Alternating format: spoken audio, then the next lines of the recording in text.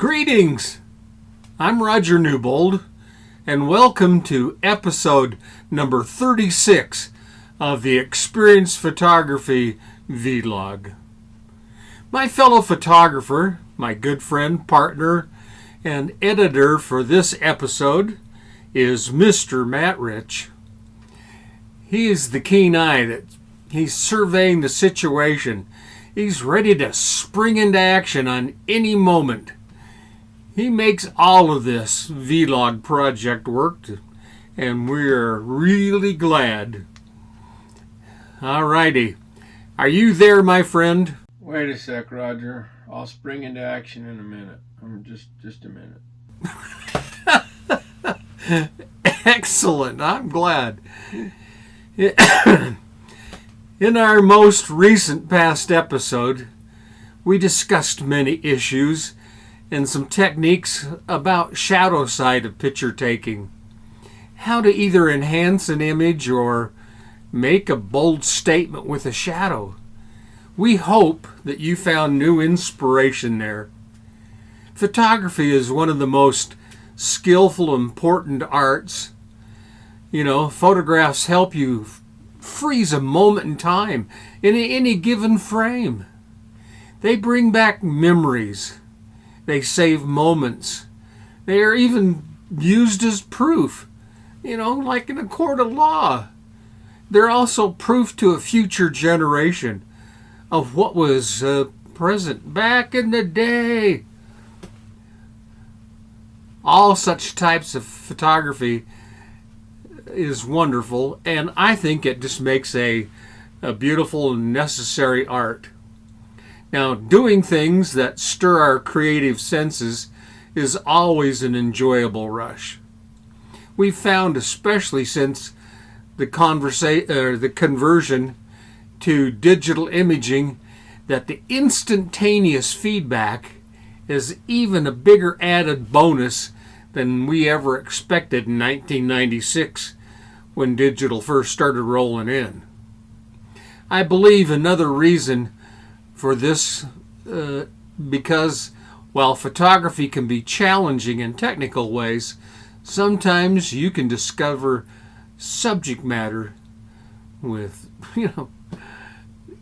almost a result of luck. Just being in the right place at the right time with a camera in hand, as we always advise, can lead to a tremendous shot just because of what you're seeing right in front of your eyes. It's marvelous. As you grow as a photographer, you will find that your creative abilities will grow also. And to paraphrase Mr. Louis Pasteur, chance favors the prepared mind. And we hope that is why you're with us today, to develop new skills and see in new ways and have more fun. Oh, signs everywhere, signs. Thanks to the 5-man electrical band for directing our vision today. And now that we are corrected to 2020, let's follow the signs. Some signs are so well done that the artistic merit slaps us right in the chops. Some signs are, they're just so quirky, you can tell that Grandpa was trying to spread the news or sell some of Grandma's goods at the fruit stand outside. Now, where the writer attempts to generate a flawless sentence, the sign maker attempted to gather us in one perfect glance. He had to sell the name, the product, the thought, or whatever it might be. And by the way, all of this must be immediately influence the viewer, even if you're doing 40 miles an hour. One idea, one chance. Now, the historic. While I lived in England, I photographed people and old buildings, destinations for memories and for the beauty of the thing. Of course, I kept my eyes open. I searched for the Beatles. I searched up and down Carnaby Street, but no luck. My friend photographed every sign that we passed along the way. Every old pub, they were his favorites. And some of them pretty hilarious. Now, the colorific manifestations beckoned, and those early non-readers needed the signs. Can you imagine that? Signs in a foreign language? Oh, two countries separated by a common alphabet. Well, these signs will undeniably add a cheeky new flavor each time you take a gander. But you're always welcome to stop in for a good chinwag. Here's a picture of the Mudlarks pub. Now, the Mudlarks, they were the poor people. They combed up and down the banks of the Thames River at low tide, found anything of value that they could sell. And once that treasure was converted into cash, the Larks had to find their way to food and drink. Where's the public house? Now, here's a picture of Old Tom's. Old Tom's pub was one that sold the 18th century Old Tom recipe gin. Tom's gin, they say, tasted less aggressive than the London dry counterparts. There were in the day a group that would gladly accept a lower quality gin if the price was right. The signs were important locators, and they were direction points. And in their time, they were a necessity. And they're just darn pretty cool. Now, I sit and wish for two things. One, that I had caught the signs, all of them, all of the signs I passed. And two, that I would have had a digital camera. Oh, those sorrily faded 1967 E3 Ektachromes that I made back then, they're beyond resuscitation. Now, the cause can change course with a digital camera and digital imaging and digital printing. Now, as I was considering the options for this vlog, I jotted down one line on my pad of paper. It said, "Try street graphic challenge." Well, as the week disturbingly flew by, I found myself stopping maybe 100 times up and down the road to get a good scene that contained a sign. Alarmingly, some were funny, some were useful, some were useless, but it didn't matter. If it seized me, I stopped and ripped off a shot. I like this dueling tacos. It made me pull to the right really quick, just in case anybody wanted to do a taste test. Now, take a look at this. The triple emphatic demands made me diverge left by decree and command. Now, I love this one. My wife, Ann, said things are really going to get spicy now, and she photographed the Tabasco fiasco. And Grove Market, as I was driving by, it sure made me stop and have a high-quality lunch. Now, please try to fit one or more customer vehicles into this conglomeration. It had 2 drive-up lanes, and the crammed lot feels like a giant game of bumper cars for the brave. But, all these signs, they just kept inviting everybody into the revelry. I couldn't believe it. Now, I looked at the sign. Remember to get your tacos at the best burger joint. What?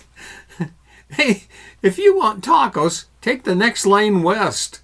Del Taco has a history of tacos around here, and they can actually get them out the door before lunchtime is over. Fast food, well, may be good, but it's not fast at Jack's. A couple of weeks later, during one of our Thursday photo group huddles, the discussion worked its way around to a couple of points that really caught my imagination.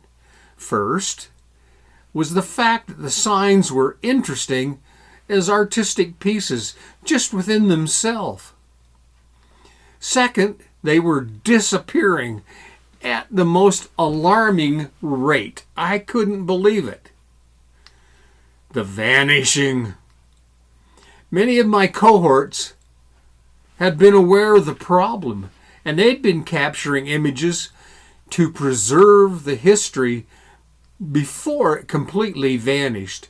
They had been obtaining photographs of the ghosting old signs for quite some time, and I didn't even know. Take a look at Donaldson's store by Mr. Ken Moore. Whew. It pays to get out and get about. There's the new Grand Hotel by Mr. Les Spencer and Coke fanatic. And here's Elmo Ford's Mercantile by Mr. Howard Johansson. These are all fine examples of signs, and they are evaporating from sight. Historically, there have been many reasons that governments, organizations, and private citizens have commissioned photographs of people, places, and events. They had to preserve these things. The curious, the adventurous, and those looking to make money have all found that photography is and has been and will be a benefit. This grouping of pictures reflexively issues a challenge to all within my sound of my voice today. Conserve our united history. There are just too many out there that just don't give a bleep about preserving the overview or caring about anything. Now, along with everything else, there's got to be the funny. These